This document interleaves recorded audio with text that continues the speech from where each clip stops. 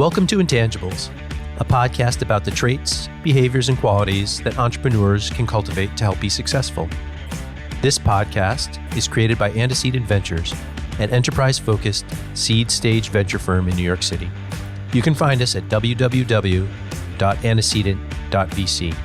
I'm your host, Steve BERG. This season is brought to you by Denton's Venture Technology Group at dentonsventurebeyond.com. Operating as a boutique within the world's largest law firm, the Venture Technology Group runs with hard-charging tech entrepreneurs to drive growth through strategic business, finance, and legal advice, from Silicon Valley and New York to London, Berlin, Hong Kong, and beyond. Learn more at dentonsventurebeyond.com. Today's podcast is kind of a special one. The topic today is creativity. Not only is being creative essential to building unique and valuable companies, it is a quality at the heart of being human. As technology consistently strips away the rote tasks we do every day, it seems likely our worth as people will increasingly be based on creativity, compassion, and empathy. I thought it would make sense to examine how we develop creativity and how we use it to build extensions that connect us with others. To do that, we've got Laura Linney joining us today. Laura is a 3-time Academy Award nominated actor. She's been in some of my favorite all-time films, including Primal Fear, Love Actually, and The Squid and the Whale. She's also a 4-time Tony nominated actor. The most recent nomination was for her role in The Little Foxes, which is on Broadway through the beginning of July. Laura, welcome. I'm really happy to talk to you today, and thank you. This is probably not what you had hoped you'd be doing on your free time, so I appreciate you sharing your thoughts. My pleasure. Okay, before I begin, I can't resist. How are you enjoying The Little Foxes? Oh, I'm having a great time. I'm loving every second of it. Is it exhausting preparing for not one but 2 roles like this? It was. I was surprised at how my brain sort of wanted to explode at one point. But I think the week before we moved into the theater, you always the lesson that you learn over and over and over again in the theater anyway, is that you always get to a point of extreme discomfort where your imagination and your ability to execute have not lined up. Your imagination is way ahead of yourself, and you've got to catch up to the thoughts and the themes and the feelings and what you're actually trying to knit together. So it's always usually the 3rd week of rehearsal. Everyone talks about it in my business, the dreaded 3rd week of rehearsal, where everybody just feels terrible about themselves and their work. And so I got to feel bad, not about one part, but about 2 at the same time. And I hit a point where, and I was really scared, where all of a sudden, it wasn't that I was just having a hard time learning the material, where I would go up on a line. Because normally if you go up on a line, you can sort of feel it in the not so far distance. You know it's almost there, and you just have to connect the thought to the words. And usually you can do that. But I would go up and just have no idea where I was. It was a completely different type of unknowing, which was terrifying and frightening. And it's the lesson over and over that you have to learn. You have to sit in it, and you have to let time do its work. And that's where I think in this day and age, people don't realize the potency of time when you're trying to create something. That it's a necessary quality. It's a necessary ingredient for quality. And so I got through the insufferable week of wanting to throw myself off a bridge, and being just terrified. And then it all came together as it normally does. But every time you go through it, you're always surprised that you're back at that same point, and then you're always so dreadfully relieved when it's over. It reminds me a little bit as a runner of when you hit the wall in a marathon, right? And the first time that happens to you, you kind of flip out. You're like, you're just, but yeah. But what you're telling me is experience lets you know Yes. that you just grind through that. That's right. The same thing as a runner. You grind through that, and you know, okay, I'm going to be all right on the other side of it. The difference about, I think, in the arts, or at least in my field, is that you don't grind, you let go. Oh. You can't grind. If you grind, you're not leaving any room for anything to come in. If it's a constant grind, you're using your energy to force yourself through something, as opposed to opening yourself up and letting what you already know, the information you've already gathered, the things you've already created, sort of feed onto itself and then keep creating. Focusing on the role of Regina for just a second, that's a very complex character. Is it even possible to describe how you go about creating something with the nuance and layers and emotional heft of a character like this? Can you begin? Sure. There's, and everybody approaches things differently. And there's some things that I will do for anything I work on in the same way, like a sort of basic foundation of how to create something. And then with each part, there's different stuff that you do depending upon what you instinctively feel that the work is telling you to do. So I tend to be very, very text oriented. At first, I'm the daughter of a playwright, so that sort of helps. And I'm a sort of actress who's very story first. I feel like my primary obligation is to the story and telling the story in a certain way and helping a director tell the story that they want to tell. So I will go through the script with a fine-tooth comb and go through everything to mine as much information as I can get. So that's the stuff that the playwright has given you. That's the stuff that you can actually, it's very rudimentary, but it's basic, and it's sort of a good foundation on which to start. And then once you get up on your feet and you're in rehearsal, you'll realize that certain dynamics emerge that you can't see just on the page, that you have to actually be up and physically doing to be like, oh, just the dynamic of one person being in front of another creates something you didn't even think of. And that also takes time. I always tell people, never come to see a show when it first opens. Always wait at least 6 weeks, at least, because time does its thing and everybody centers and you get to a point where you can stop working on the play and the play will start working on you. It's a sort of magical moment where it lifts off the page. It does sound like you're describing nuance there, and that's how it happens, huh? Well, I don't know if it's nuance or if it's just sort of evolution, the evolution of the creative process. It's sort of like a Chinese puzzle. You get to one level and then it unlocks and then something else reveals itself and then you have a whole new set of problems it sort of just grows that way. So with getting back to the point of your question, I'm sorry, I've rambled here a little bit. I tend to be very text oriented and then I try and let the playwright tell me what to do and rely on my director if I'm going in the right direction or not. Okay. And the other actors I'm working with. Yeah. Let's move now into a little bit more about creativity itself. I personally have been wondering where creativity comes from. I think that you're a great person to answer this question because you have a bunch of different inputs that may have impacted your creative ability. The first input was you had a pretty creative father. You mentioned he was a accomplished playwright. I believe he wrote 85 plays. Is that right? Do you think that any portion of your artistic creative side is genetic? I mean, in other words, you are your father's daughter. Yes, I do. It's something I certainly wished wasn't the case a lot of the time, but now as you get older, you become more proud of that. I think when you're younger, you want it to have nothing to do with your parents at all, that it's only you. And then the older you get, the more you appreciate that. And the more I sort of look into my family history, the more I can sort of see a line, a very clear line from my my father's name was Romulus Zachariah Linney, the fourth. So RZL the first was a congressman and senator from North Carolina and was a sort of famous orator. So he would get up and give these 3-hour speeches. So he was a very charismatic guy. So there was him. Then there was my great-grandfather who was leading in his field in medicine and surgery. His son, my grandfather, who did the same thing.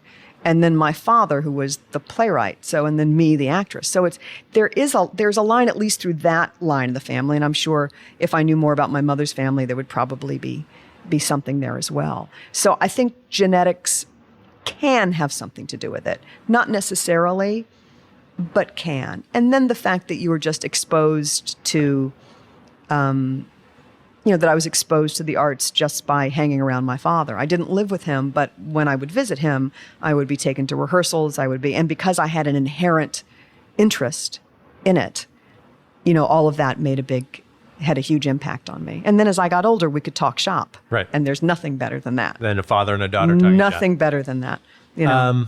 What about EQ, emotional intelligence? It seems that possibly genetic. I've always thought that a key component of creativity was emotional intelligence, ability to connect with people kind of on an emotional level. Are you a high EQ type of a person? You'd have to ask my friends and family, but I think so. Well, I mean, Yeah. I can. You don't have to Yeah. ask my friends and family. I can tell you that I am not as empathetic as I wish I were. Yeah. My wife Right. and my son are incredibly empathetic, Yeah. and it wears very well on them. Right, right. So yes, I am. and you, I think I am. You've probably always been Yeah. that way, right? Yeah, I have been. Yeah. Okay. And the creative people in general, I know, tend to be really smart. I remember the first time that we were talking about Stephen Colbert. And Yeah. I think the very first thing that you even mentioned about him without even being prompted is like, yeah, just whip smart. Yeah. Intelligence, Yeah. I think, is this a prerequisite for creativity, or No, not necessarily. Not necessarily. you can just kind of do with what you've got and start from there and it builds on itself? Well, I think there's different types of creativity and different types of, the really talented people, the genius people. And We'll there talk are about a few those. of them. Yeah, Yeah. the people who live on their own planet, the genius people. They are so uniquely themselves, and that's what they bring. And sometimes that's just a very specific way to look at the world, a very specific way to react to the world. And it's the potency of their own just inherent self that can lend to unbelievable creativity. And that doesn't require education or an ability to articulate themselves or a big brain. It is just there's a unique kind of perspective that they're able to then not just have but share. That's another part of it, is that you can be incredibly creative and you can't execute it. And that's unbelievably frustrating. Kind of get stuck in your own little world. Yeah, but Yeah.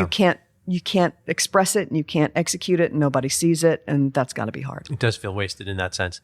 Okay, so beyond, if we look outside of genetics, the next thing within, my research about you, it seems that you had really good exposure to creativity and arts while you were growing up. In your view, did any portion of your creative self come from environment? Oh, well, it certainly allowed it to percolate early. It started practicing early. My thoughts were surrounded by people who were thinking in artistic ways and talking about artistic things and being diagnostic about what works and what doesn't work. And can you see what's happening here and look what's happening there? And this writer does this and that writer does that. And look what that actor can do and that actor can't do this and they can do that. So it's your vocabulary starts to the foundation of,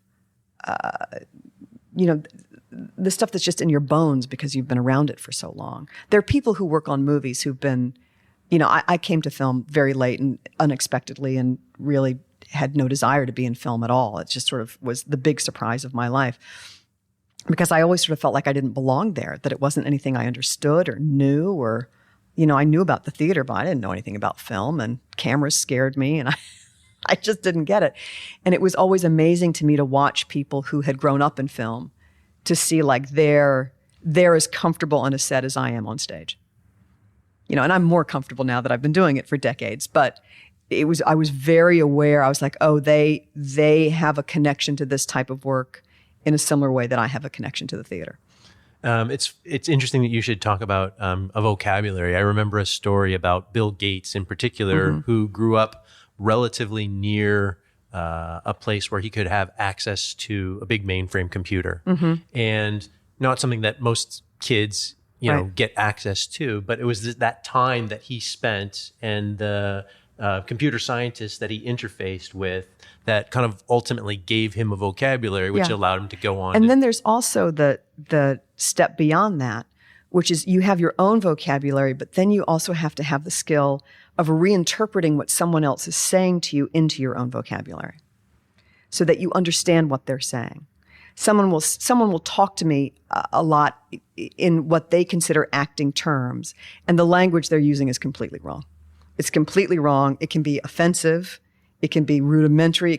And I have to get through that and try and figure out what is it that they really want me to do. And I'm like, oh, they want active thought. Oh, they want, and I have to find what I know to be true about what I have to match that together sometimes. Right. And literally just reinterpret it like they're talking a different language, which they are. Translate it. Yeah. So I was going to ask you next about aha moments. And I think an aha moment is like, I don't really want to be in film.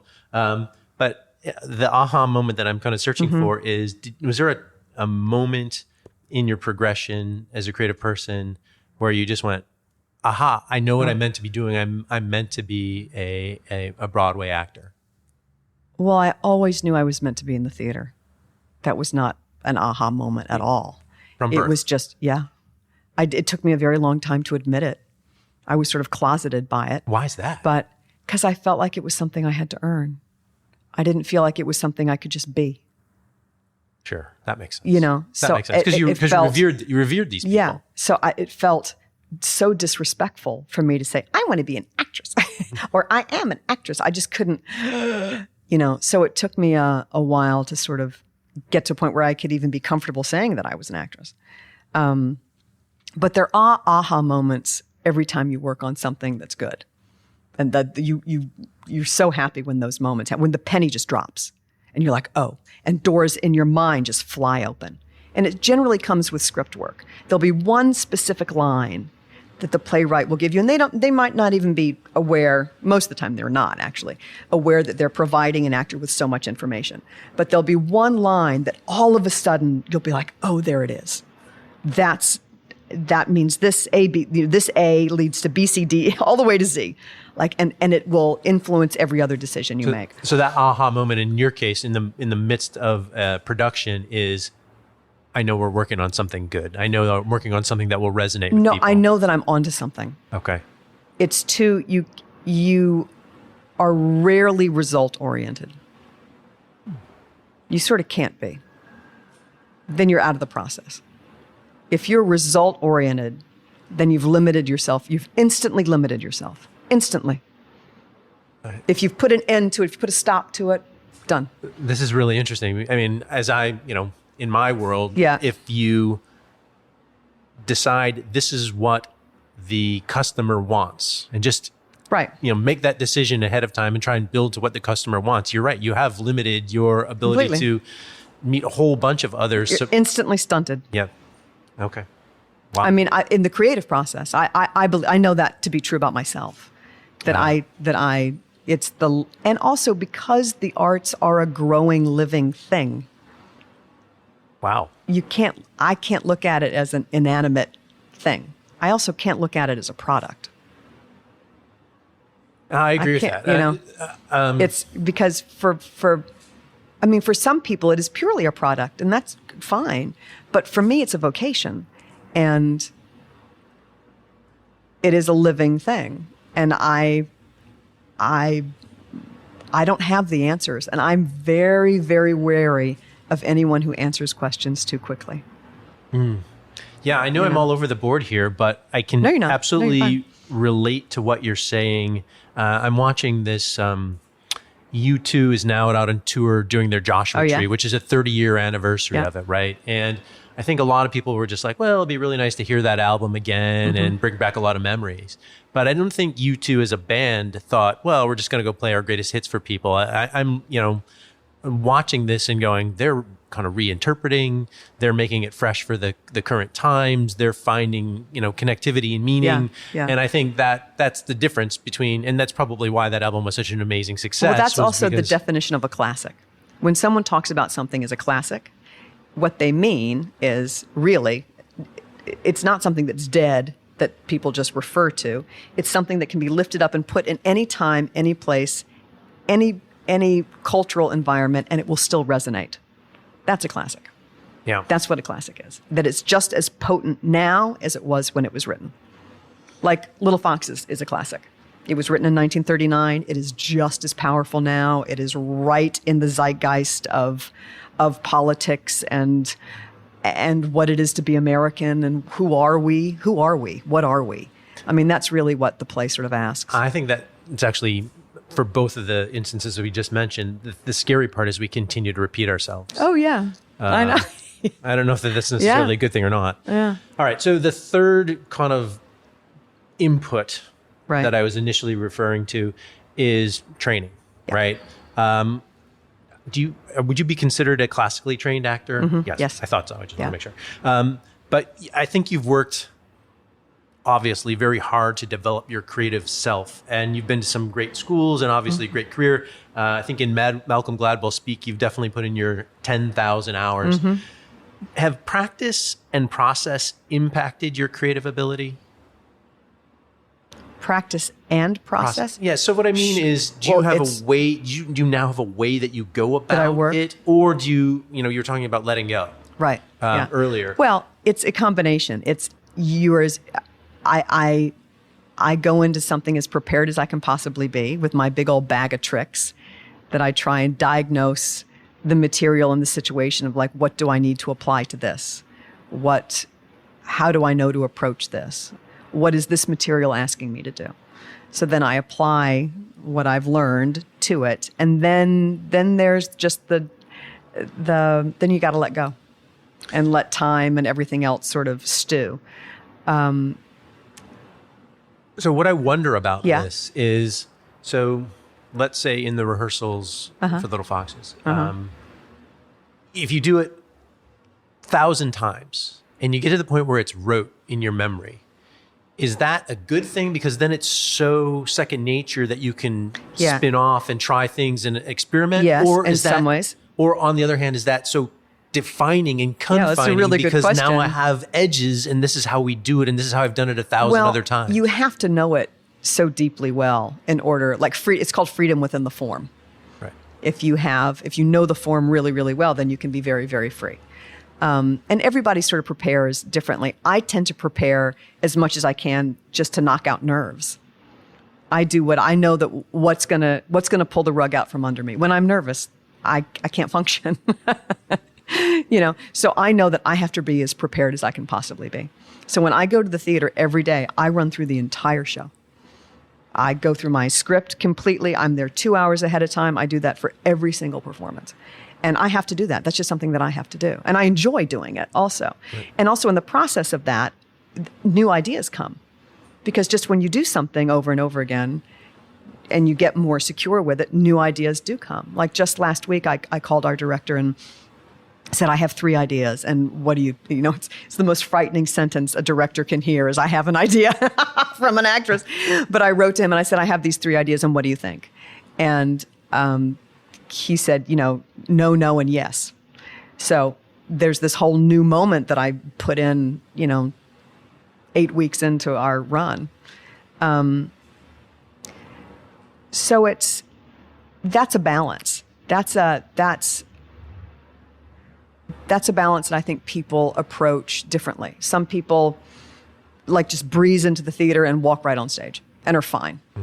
Some people do an enormous amount of preparation like I do. I just have to. And also I enjoy it. I mean, more than anything, I enjoy it. I like conceptually the freedom within the form, right? Because that does imply that practice is helpful and preparation is helpful, but that lets you have a platform to jump off. That, to me, that makes a lot of sense. There's also people also will always ask, like, how do you learn all those lines? It's a very legitimate question, and really the answer is you don't learn the lines, you learn the thought behind the line, and then the line will come. Well, that will be helpful to me as I endeavor in my fledgling theater career, which I think can begin shortly after we finish here. Get your resume ready. Yeah. Get your headshot and resume ready. I'm doomed. Let's just leave it there. I'm doomed. All right. So I want to now move on a little bit to creative process. We were talking about this before we started recording. When Dylan gets asked about how he writes a song like Mr. Tambourine Man, his response is something to akin of, I don't know how it happens. I'm just lucky to be in the room when it does. And, back to Gladwell again, he calls this conceptual creativity or creative genius. When you're trying to create something, you personally, does it come out fully formed conceptually or not so much? Sometimes it does. But that's usually on the basis of a lot of work that's happened beforehand, whether you're aware of it or not. You know, I think there's probably a lot that Mr. Tambourine Man came from that he might not have even been aware of, so that at that moment it just all dropped in. And this happens to a lot of playwrights when a really great play is written. You'll hear that, like, they wrote it in 3 days. They wrote it in 2 days. And they did, but they've had a lifetime leading up. It's been percolating in their bones for a long time, and then all of a sudden there is a surge. There's a birth, basically. Right. So I think for me, it's kind of both. I think the work I put into it then allows for the big aha moments that feel like they come out of nowhere and feel so potent and so right. And you know that they're like a compass, they're pointing you in the right direction. So I think for me it's a combination of the two. So, and this gets to me what I perceive as the other side of the spectrum. This is the Leonard Cohen. He wrote the song Hallelujah, and he worked obsessively on this song. I think he wrote for 5 years and something like 60 verses of Hallelujah, right? Mm-hmm. And it didn't come into being, it didn't come into focus until Jeff Buckley put out that famous version, and it's since been re-recorded many, many times. Some people call this experimental creativity or iterative creativity. Mm-hmm. I'll tell you that this is much closer to the world that I'm in. Right. But what are your thoughts on experimental creativity? Yeah. That's what I was kind of referring to grinding, but obviously no, we're talking actually, it's about not something different. grinding. It's just, it's not right yet. And you love the process so much that it doesn't get boring. That there's something that keeps you at it, that would keep someone working at, would feel like it was worth working 5 years on. There was something about it he could smell, that he knew was there, and he just hadn't gotten it yet. It wasn't quite tailored correctly. It just wasn't right yet. So, and because no one would do that if they didn't enjoy it. You know, I mean, there's parts of creativity that is awkward and uncomfortable, and we talked about that a little bit before. But there's something about that discomfort that demands things from you, that makes you feel like you're really living, that makes you feel like you have something to contribute. And, you know, that's deeply satisfying. Right. Even if it fails, you're doing something. You know, I would imagine there's pain, though. There's got to be pain in that process, right? Oh, sure. Yeah, absolutely. And there's also going to be... It can, you know, worm its way into your psychology in ways that you just don't understand. Yeah. You know. But there's also got to be, on the lighter side of things, there's got to be recognition that you have found it. Yeah. When you eventually get there, that you're just like... Oh, you know. When you've gotten to, I always when I talk to students a lot, I always say to them, you have to ask yourself why until there is no more why. Until you get to the absolute truth of something. And sometimes that's hard to get to because people will skip steps all the time. They think they know the answer and they really don't. They haven't really looked into it. And you sort of gloss over things that can give you an awful lot, that are essential actually for the full telling of any sort of story. So I think he could tell he just hadn't gotten there yet. That's what I suspect anyway. It's so interesting. I mean, I don't know if you're familiar with like lean startup methodology. I suspect you're not. No, I know nothing about it. But nothing. within the concept of lean startup methodology, which is just a method of getting the kind of least thing that you can out of the market that people will use and then iterating it on from there. Yeah.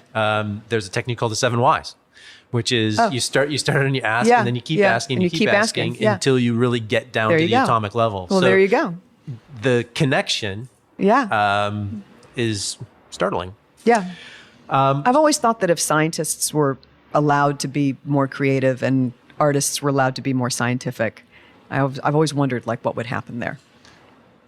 Well, I mean, I think that's evolutionary. I think that's got to be coming. There's and it's being taught in schools now, basically STEAM and STEM and all that sort of stuff. Sure. Yeah.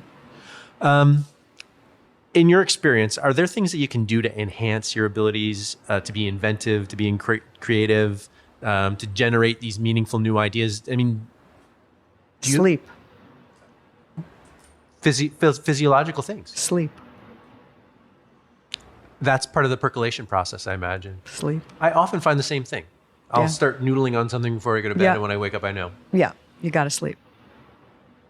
Cool. You also have to rest so that there's more room in your brain. Because a lot of times you become, you connect to something you work on and it just is all consuming. Yeah. And you gotta shut it off. Kind of regenerate, kind of restock the energy to kind of allow that process to go on. I notice you're pretty prolific. Do you think that being constantly involved in the creative process actually enhances your ability to be creative? Conversely, if you could, would you just take time off and separate things and then start fresh? Or Well, I'm doing that more and more. I am taking time off more. I think it's both. I think you can be in it too much. And because the hours are so difficult, particularly when you're filming, and when doing a show does turn into a grind, and you can feel sort of bone on bone about your experience, then it's time to stop. Because then it can just all be debilitating. right, And you can become cynical. right. And you can just get dull, literally dull. So So you do need to, and if you're too insulated in any situation with anything, you need circulation. Right. You gotta go out and see new things and. yeah, I mean, that was. Yeah. I think that was the essence of what I was getting at with Yeah. the prolific nature. So, for example, you'll be working with Clint Eastwood, and then you'll Yeah. be working with a Broadway director, and then you're Yeah. working, and you would just be able to kind of like almost like a bee, kind of cross pollinate these different ideas and bring a new perspective to it. So, I would think that that And I there's these- try and carry some things. Like I always wonder, like how small can I be on stage and how big can I be on film? That's sort of pushing the boundaries to either side. And there'll be times where I'll sort of try different techniques just for my own curiosity. Like, because what is uniquely theater acting versus uniquely film acting versus uniquely television acting? And they're all different. They all have different requirements. People don't like to think they are, but they really are. So what They you're telling really me is are. you're kind of personally experimental, Oh, even yeah. though Oh, sure. externally no one maybe would really know that. No one would know. But once I get to a place where I feel like it's responsible to be that way, not just to play things that would potentially blow a moment or throw another actor. It's usually pretty subtle internal stuff, but it's interesting. So you've given me a fantastic segue. I'm just a little more tactical. When you're trying to create something, character, piece, performance, I'm going to assume that it's safe to say that there's probably times when you struggle during the process. Oh yeah, you always do. You have to struggle. I mean, we talked about a little bit about that moment. Yeah. But what about the moments when it's not necessarily working, or when it's awful. when you're not when you have those moments? terrible. I mean, beyond Yeah. just knowing that experience will eventually bring it. Like, Well, sometimes, and then sometimes it doesn't. right. And then sometimes it just doesn't work. right. and there's nothing- yeah. in those moments. Yeah. What do you do? Well, here's a good story. I was in a famously bad production of Hedda Gabler early in my career where I played Thea. Oh, it was so bad. It was so bad. It was everything about it. Nothing worked. It was just, and there's nothing worse than being in a classic play on Broadway that's failing because you feel like you're injecting the beast that is the classical theater with a deadly virus. I mean, you feel like you're contributing to the death of the theater. It's just awful. Edric Gibson is rolling over in his grave. Oh boy, and how. So I called Joanne Woodward, who I'd worked with, and I was like, can you please come see this? It's not good. I need your help. I need your advice. Help me out. She said, of course. So she came and she sat through 3 hours of a really bad production of Hedda Gabler. And then someone knocked on my dressing room door afterwards and said, Miss Woodward's in her car and she'll meet you there. I was like, okay. So I got in her car. She's like, hello, darling. How are you? So she did not talk about the play, not a thing. We got to her apartment, up in the elevator, sitting down. She got me some tea, still not saying anything. And then she sat down. She goes, well, there's nothing you can do. And I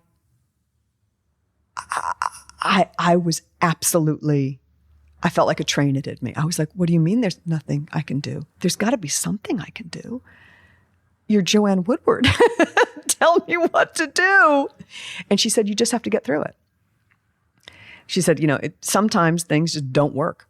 And because the foundation is bad, because the combination of people don't work well together, because, it's a whole combination. Things really do have to be aligned properly. So I thought, okay, so I can either feel like I'm being flayed alive every night. What it felt like was going to the theater and someone handed me a glass of sand and said, drink up. That's what it felt like every night. And it was just awful. And anyway, so when you're in those moments, which happen and which will happen to every actor, if you're lucky enough to have a big enough, a long enough career, because it will happen, is what do you do during that period of time? So I decided, all right, so tonight I'm going to pretend that my ears are 3 feet big.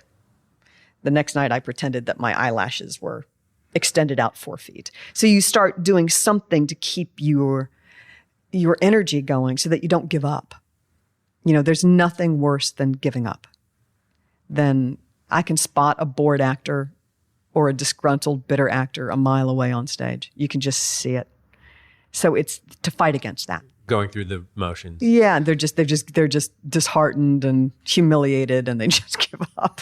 So the good news for my companies that I invest in is, if it's not going well, you can always just say, "Yeah, this isn't working." You've got to make it to the end of the run. Well, you do if if that's your code. Yeah, a lot of people will bail. I have seen that happen I understand bailing, but it's you.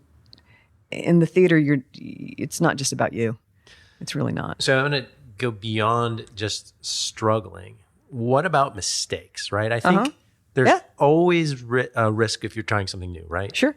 At the same time, you could argue that you don't really move forward without trying and sometimes failing. Yeah. Yes. Yeah. So you mentioned your own kind of personal experimentation, but how do you feel about making mistakes, especially mistakes that are kind of in the public eye? Well, it's just sort of an inherent part of the whole deal. Yeah.